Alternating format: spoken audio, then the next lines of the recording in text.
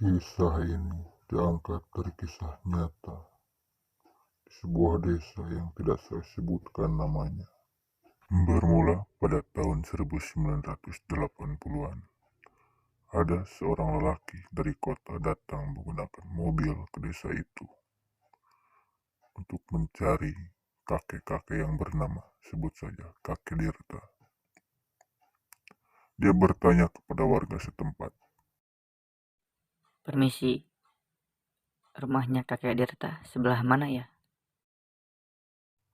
Tanya seorang laki-laki itu kepada warga setempat. Warga merasa heran karena baru melihat seorang laki-laki itu ada di desa ini. Lalu dia menjawab. Sebelah sana, lurus aja. Nanti di atas ada satu rumah. Itu rumahnya kakek Dirta. Jawab warga desa itu. Oh, baik. Terima kasih, Bu. Sahut orang kota itu. Dan dia pun berjalan ke rumahnya kakek Dirta yang ada di atas sana. Selang 10 menit, tak lama dia sudah sampai di rumah kakek Dirta. Lalu dia berjalan ke rumahnya dan mengetuk pintu rumahnya. Assalamualaikum. Punten. Tak lama dari itu, ada satu orang yang menjawab salamnya. Waalaikumsalam. Dan keluarlah kakek-kakek membuka pintu rumah dan bertanya. Dengan siapa? Mau mencari siapa? Pria dari kota itu menjawab. Saya Eko. Saya mau mencari kakek Dirta. Apa benar ini rumahnya? Oh iya, benar. Ayo masuk ke dalam. Masuklah Eko ke rumah kakek Dirta untuk mengobrol dan menceritakan maksud tujuannya menemui kakek Dirta. Begini, Ki. Saya datang ke sini mendengar bahwa ada tempat yang bisa membuat apa yang saya niatkan ini berhasil. Saya sedang menyalonkan menjadi kepala desa di tempat saya, dan saya ingin memenangkannya. Ucap orang kota itu kepada kakek Dirta. Mungkin Pak Eko salah. Saya tidak tahu tempatnya. Jawab Dirta menutupi semuanya. Ayolah, Ki. Saya janji jika saya menang, saya akan kasih berapapun yang Aki minta. Dirta menutupi semuanya karena satu hal, yaitu dia ingin berhenti menjadi kuncen di tempat itu. Makanya Kedirta menjawab seakan-akan Kedirta tidak tahu apa soal itu. Hingga akhirnya, karena Pak Eko terus memaksa Kedirta untuk memberitahu tempatnya, dengan terpaksa Baiklah, saya akan kasih tahu tempatnya dan apa saja yang harus kamu bawa. Tapi dengan satu syarat, saya tidak akan mengantar dan tidak bertanggung jawab atas apa yang akan terjadi nanti. Baik, tidak apa-apa, Ki. jawab Pak Eko dengan penuh ambisi karena ingin memenangkan pemilihan kepala desa di tempatnya. Beritahulah kepada Pak Eko apa saja syarat yang harus dibawa ke tempat itu. Di antaranya, beras, ayam hitam, dan rokok beserta kopi hitam tanpa gula. Sudah terkumpul semua syarat yang harus dibawa Pak Eko. Dipanggillah cucu kakek Dirta yang berumur sekitar 15 tahun. Kita sebut saja namanya Udin. Udin, tolong antarkan Pak Eko. Ya, Ki. Bentar. Jawab si Udin di luar yang sedang bermain. Bergegaslah si Udin dan Pak Eko untuk naik ke hutan tersebut. Sebelum berangkat, Akidirta berbisik ke si Udin. Antarkan sampai ke batas saja. Kamu jangan ikut masuk ke dalam. Bisik Akidirta kepada si Udin. Berangkatlah mereka berdua membawa ayam hitam, kopi, dan rokok untuk syarat di sana. Kurang lebih sekitar 1 jam perjalanan, sampailah si Udin ke batas hutan yang disebut hutan Kampaan, yang dimana disitulah tempat yang dimaksud Pak Eko. Silahkan Pak, tinggal masuk ke dalam dan nanti di sana sudah ada tempat duduk. Terima kasih. Saya masuk ke dalam dulu. Ini uang untuk kamu jajan. Tidak usah Pak, saya dilarang menerima uang sama Akidirta. Gak apa-apa. Ini buruh kamu membawa beras dari bawah ke sini, Din. Diterimalah uang 5.000 itu, lalu Udin pamit untuk pulang ke bawah. Terima kasih Pak. Sama-sama. Hati-hati pulangnya. Turunlah si Udin kembali ke rumah untuk kembali bermain. Din, sudah kau antarkan? Sudah Ki, saya dikasih uang 5.000 untuk jajan katanya. Buruh membawakan beras dari sini ke atas. Oh ya udah, nggak apa-apa. Lanjut bermain aja sana. Udin pun melanjutkan permainannya bersama teman-teman. Hingga tiba waktu jam 9 malam, turunlah Pak Eko kembali dari atas hutan sana. Pak Eko menemui Akidirta untuk pamit pulang ke tempatnya. Ki, saya pamit pulang. Terima kasih. Hati-hati di jalan. Jawab Akidirta. Selang beberapa tahun, karena Akidirta memang sudah tua, dikabarkan Akidirta sudah meninggal dunia. Hingga digantilah kuncen untuk tempat itu dengan bapak-bapak bernama Bapak Jupri. Telah bertahun-tahun Pak Jupri menjadi kuncen. Telah banyak pula orang yang datang padanya.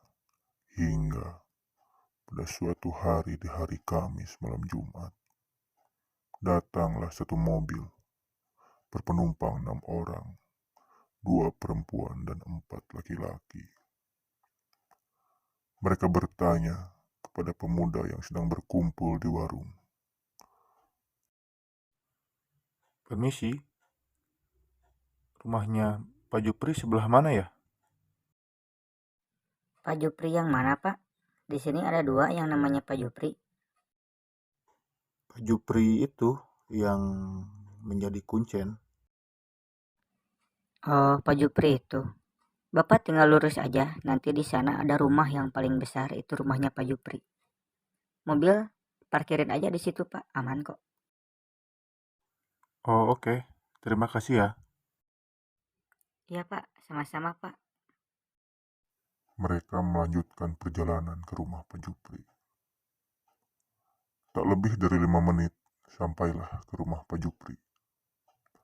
Lalu turunlah seorang laki-laki dan menghampiri pintu rumah Pak Jupri. Assalamualaikum. Permisi. Ya, sebentar. Keluarlah Pak Jupri dari rumah itu menemui orang-orang yang datang yang ingin menemuinya. Iya, mau cari siapa? Saya Komar dari Jawa. Apa benar ini rumah Pak Jupri? Iya, benar. Ayo, silakan masuk. Diajaklah mereka ke dalam rumah Pak Jupri untuk menceritakan perihal maksud kedatangannya. Komar pun bercerita tentang maksud dan tujuannya menghampiri Pak Jupri. Begini Ki, saya mendengar dari teman saya bahwa di sini bisa menyelesaikan masalah yang saya alami. Saya membutuhkan uang banyak untuk membayar hutang. Hidup saya terasa berat karena terlilit hutang sebanyak 1 miliar. Dan saya bingung harus bagaimana. Berbeda dengan Kidirta yang dulu menjadi kuncen, yang tidak ingin banyak orang terus memuja di tempat itu. Pak Jupri seakan-akan membuat ini sebagai kesempatan untuk dia menjadi kaya karena memperdayakan orang-orang yang terus memuja di situ. Itu masalah kecil, asal kamu sanggup mengorbankan. Apa yang harus kamu korbankan? Saya paham itu, dan saya sudah siap menanggung semuanya. Asalkan terbebas dari masalah yang saya alami saat ini. Ucap Komar kepada Pak Jupri. Bagus kalau begitu. Nanti kita akan berangkat jam 11 malam, istirahat aja dulu di sini. Ucap Pak Jupri menyuruh Komar dan teman-temannya untuk istirahat sejenak, menunggu jam 11 malam sebelum dia berangkat. Selang beberapa jam, tibalah jam 11 malam dan laki-laki itu berangkat ditemani Pak Jupri. Sebelum berangkat, Pak Jupri menyuruh laki-laki itu masuk ke dalam untuk mengobrol perihal apa yang harus dilakukan saat ini. Sebelum berangkat, kamu siapkan uang 5 juta untuk biaya pemberangkatan. Saat ini juga. Disinilah perbedaan Pak Jupri dan Akidirta saat ini. Pak Jupri yang selalu mematok harga berbeda dengan Akidirta yang tidak mau menerima uang sepeser pun dari orang yang memuja di tempat itu. Disiapkanlah uang untuk membayar Pak Jupri sebanyak 5 juta rupiah.